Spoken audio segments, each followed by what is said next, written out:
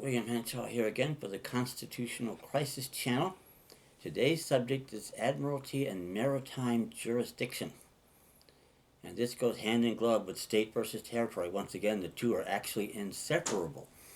And the reason for it is that if these courts are not exercising federal regional martial law rule, which is exactly what I think they're doing, and we'll talk more about that in a video we're going to have on a case called Ex parte Milligan, Milligan, 72 U.S. 2, then they have to be exercising the Interstate Commerce Clause powers of Congress.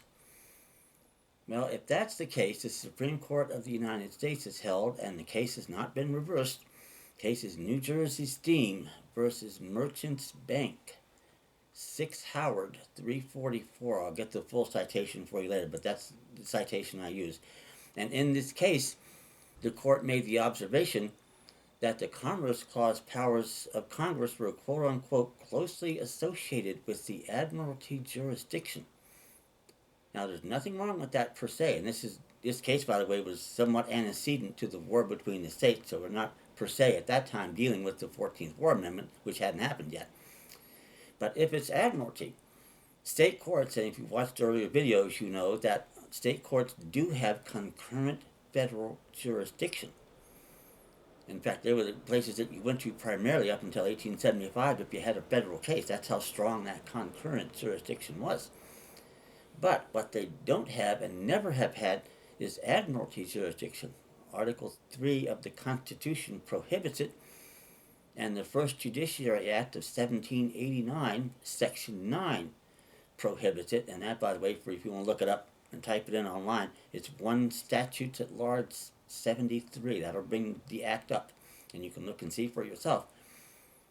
Now, if that's the case, then all of these cases, my research has told me under civil rights and this, that, and the other, all apparently come up under Congress's interstate commerce powers if they don't come up under the 14th and 15th War Amendments.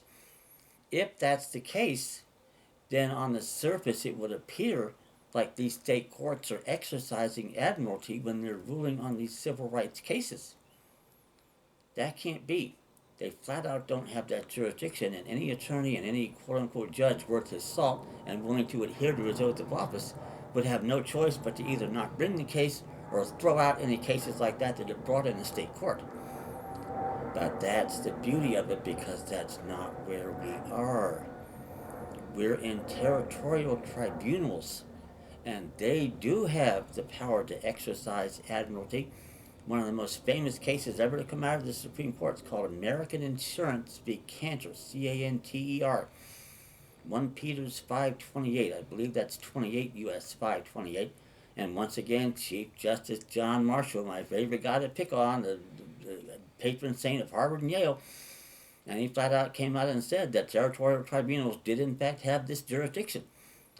But the problem they're going to have then is, if that's the case, can you now tell me what provision of the Constitution Congress used to unadmit the states and relegate them to federal insular territorial possessions?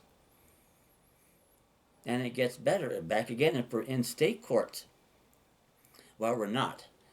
But, and again, if we're in territories, let's put it that way. How in the world can the exercise of Congress's Interstate Commerce Clause powers be fundamentally coherent with being exercised in a territory, not a state? In other words, upon what political entity these days do Congress Interstate Commerce Clause powers apply? That's another question they're not going to look forward to at 120 Broadway, New York, and the Wall Street banksters, because they can't answer it. And that's the situation we're in. If we raise these questions and we do it well and we do it timely, any judge honest enough and having enough integrity with his oath of office is going to agree with us and be compelled to throw the cases out that they're trying to attack us and take money, put us in jail, whatever. All of it's going to get tossed, and it should. But we just have to raise the right questions with the right status, hopefully at the right time, quote unquote. You'll hear more about that later in another video. But we can do it. You can do it. I can do it. It's our job to do it. Thank you.